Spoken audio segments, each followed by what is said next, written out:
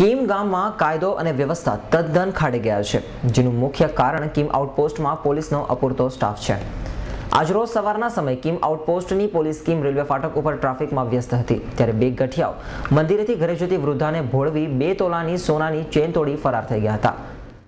વાત જાણે એમ છે કે કીમ ગામે પટેલનગરમાં રહેતા વૃદ્ધા હસમુતીબેન મંદિરે દર્શન કરી ઘરે પરત ફરી રહ્યા હતા, ત્યારે પટેલનગર સોસાયટીની બહાર 2 ઈસમો વૃદ્ધાને મળ્યા અને અમારા શેઠને ત્યાં છોકરાનો જન્મ થયો છે, માટે દાન ધર્મ કરવાનું કહીને નજીક આવેલા નીલમ સ્ટોર નામની દુકાને લઈ ગયા, જ્યાં વાતમાં ભોળવીને વૃદ્ધા પાસેથી સોનાની ચેન ખોલી બેગમાં મૂકવાનું કહી નજર ચૂકવી ગઠિયાઓ ચેન લઈ ફરાર થઈ ગયા।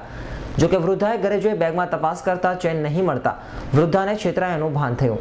જોકે લૂંટાયાની જાણ થતાં જ એમના છોકરા સાથે ફરિયાદ લખાવવા માટે કીમ આઉટપોસ્ટ પર પહોંચી ગયા હતા। કે 100 રૂપિયા નોટ આપી, પછી બિસ્કીટ આપ્યા, પછી બીજી પાછી 100 રૂપિયા નોટ આપી। તમે કે અછોડો કાઢી નાખો એમ કે હું કામ ગજો કાઢે મેં ગજોમાં ગાળ્યો કે ના એમ કે ગજોમાં ગાળો થેલીમાં મૂકો કે થેલી 2 ટોલાનો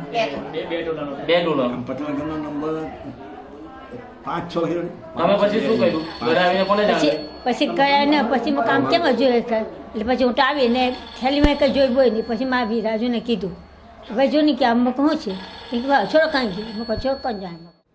સવારે મારી મમ્મી હોસ્પિટલ ગઈ, હોસ્પિટલથી પછી મારા પપ્પાને હું મંદિરે જાઉં છું, મારી મમ્મી એવું કીધું કે ના હું જાઉં છું તમે ઘરે જાઓ, એટલે મારા પપ્પા ઘરે આવ્યા, મારી મમ્મી મંદિરથી પટેલનગર નાકેથી 2 જણ અજાણ્યા આવ્યા ને મારી મમ્મીનો હાથ પકડીને અગાડી લઈ ગયા દૂર ને અછોડો સરકારી લેવામાં આવ્યો છે।